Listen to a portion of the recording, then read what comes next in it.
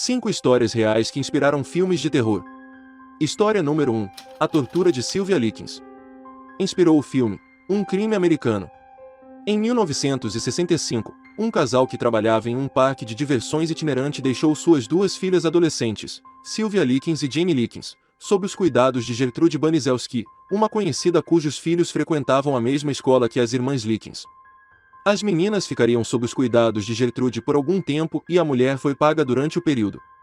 Em poucas semanas, Gertrude começou a maltratar física e verbalmente as meninas, acusando-as de promiscuidade e roubo. As agressões foram piorando com o passar do tempo, principalmente com Sylvia, a mais velha. Gertrude começou a convidar outras pessoas para participar de sessões de tortura, como os próprios filhos menores de idade e vizinhos. A garota de 16 anos foi espancada com diversos objetos, queimada com cigarros, forçada a ficar sem comer, insultada e teve objetos introduzidos em si por 3 meses, até que não suportou mais as torturas e faleceu. Gertrude foi acusada de assassinato em primeiro grau e condenada à prisão perpétua. Surgiram mais tarde rumores de que Gertrude era obcecada pelos filhos e sentia um ciúme irracional deles, fazendo com que achasse que Sylvia seria uma ameaça para ela. O crime causou choque e indignação geral, sendo conhecido como o pior ato criminoso contra um indivíduo já registrado no estado de Indiana. História número 2. Ivan Milat, o assassino dos mochileiros. Inspirou o filme Wolf Creek, Uma Viagem para o Inferno. Na década de 90, nos arredores de Sydney, um grupo de andarilhos encontrou 2 corpos em decomposição na floresta. Ao ser alertada, a polícia australiana passou a investigar o caso e descobrir mais corpos em covas rasas na mesma floresta. As investigações do caso foram se aprofundando, até que um turista procurou a polícia após ser abordado por um homem armado que dizia se chamar Bill. O retrato falado feito pelo turista apontou para Ivan Milat, um homem que já tinha passagem pela polícia por estupro, crime no qual também usou o nome Bill. Na primeira busca na casa do suspeito, foram encontradas armas, equipamentos e bens retirados de suas vítimas. Ivan Milat foi condenado à prisão perpétua 6 vezes e é um dos serial killers mais famosos da Austrália. Foram atribuídos a ele 7 assassinatos e ele é suspeito de muitos outros. Se estiverem gostando do vídeo, não se esqueçam de se inscrever no canal e ativarem o sininho, assim todos ficam por dentro de todos os lançamentos do canal. História número 3. Ed Gein, o alfaiate de cadáveres. Inspirou o filme O Massacre da Serra Elétrica. Alguns desaparecimentos começaram a acontecer em Plainfield, Estados Unidos, na década de 40. A maioria de alguma forma tinha alguma ligação com Edward Gein. Os investigadores começaram a suspeitar de Ed, como era conhecido, quando uma mulher chamada Bernice Voden desapareceu da loja em que trabalhava logo após Gein ser seu último cliente. A polícia fez uma busca na casa de Gein, que morava sozinho numa área rural. Muitos policiais ficaram chocados ao entrar no celeiro, onde encontraram corpos abertos sem a cabeça e nem os órgãos, um deles pertencia a Bernice Voden, e objetos feitos com partes de corpos femininos, como um cinto feito de seios e uma roupa toda costurada com pele humana. Dentro da casa ainda foram encontradas partes de corpos de várias mulheres, inclusive a vulva de sua própria mãe, que havia morrido de derrame. Edward confessou 2 assassinatos, alegando não se lembrar dos detalhes e dizendo que tudo acontecia de forma confusa. Também contou à polícia que roubou muitos corpos de cemitérios. Por ser considerado mentalmente incapaz de ser julgado, Gein foi internado numa clínica psiquiátrica. Por exames, foi constatado que Gein tinha problemas com mulheres. Ele tinha uma relação de amor e ódio com o sexo oposto que vinha de uma relação complicada com sua mãe, muito religiosa e protetora. Após passar cerca de 10 anos internado, Gein se tornou apto para o julgamento.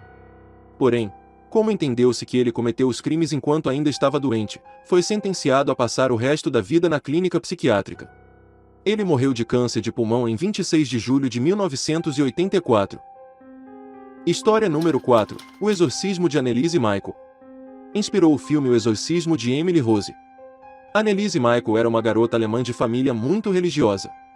Aos 16 anos, começou a apresentar um comportamento estranho, o que a fez ser internada numa clínica psiquiátrica por esquizofrenia em 1970.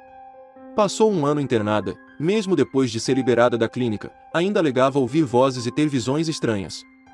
Mesmo usando remédios e fazendo tratamentos médicos, a garota ainda era perturbada por visões de faces demoníacas, principalmente durante suas orações. Como os tratamentos médicos não funcionavam e não havia uma explicação para os sintomas, Anneliese e sua família começaram a achar que ela estava possuída por alguma entidade maligna. A tese dos Michael só se reforçou quando a garota começou a sentir aversão a cruzes e imagens que remetiam ao cristianismo. Annelise chegou a um estado crítico em que agredia e insultava sua família, gritava ao destruir imagens de Jesus e crucifixos, comia insetos e bebia sua própria urina. Nesse ponto, seus pais pediram à Igreja Católica para que um exorcismo fosse feito. Depois de muito custo, um bispo autorizou um padre a exorcizar a menina. Mais de 60 exorcismos foram feitos em Annelise e Michael, mas nenhum parecia funcionar. Alguns padres acreditavam que a garota havia sido possuída por mais de um demônio. A situação de Annelise só piorou, até que acabou em sua morte em 1º de julho de 1976 por desnutrição e desidratação. Seus pais e os padres foram acusados e condenados por homicídio por negligência.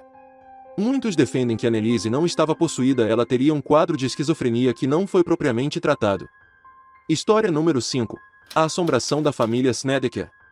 Inspirou o filme, Evocando Espíritos. A família Snedeker se mudou para a cidade de Southington, Estados Unidos, para ficar mais próxima da clínica na qual seu filho mais velho que tinha câncer recebia tratamento. A família dizia não saber, mas a casa para a qual se mudaram tinha sido uma funerária no passado, a Casa Funerária Halah. O filho mais velho da família começou a alegar que via fantasmas na casa, mas, como o garoto passava pelo tratamento de sua doença, as visões foram atribuídas aos remédios fortes que tomava. Com o passar do tempo, a personalidade do garoto mudou drasticamente, transformando numa pessoa violenta e sombria. Sua doença também piorou. Outros membros da família começaram a sentir presenças e toques estranhos dentro da residência. Ed e Lorraine Warren foram chamados para estudar o que acontecia na casa. O casal passou muitas semanas na casa, e antes de ir embora, assegurou à família de que a casa já estava limpa de energia sobrenatural, o que, por coincidência ou não, aconteceu junto com a recuperação do filho mais velho da família. Os Snedeker se mudaram da casa após 2 anos. O caso da Casa Halah ficou conhecido nos Estados Unidos e muitas teorias e boatos surgiram em torno dele. Alguns dizem que os espíritos na casa queriam se vingar porque os funcionários da funerária praticavam necrofilia com seus corpos. Outros dizem que rituais satânicos eram feitos dentro da casa usando alguns corpos.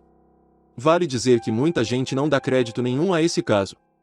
Ray Garton, escritor contratado pelos Warren para registrar o evento, disse que as histórias da família não batiam e que ele foi orientado pelos Warren a inventar coisas para que a trama contada no livro fizesse sentido.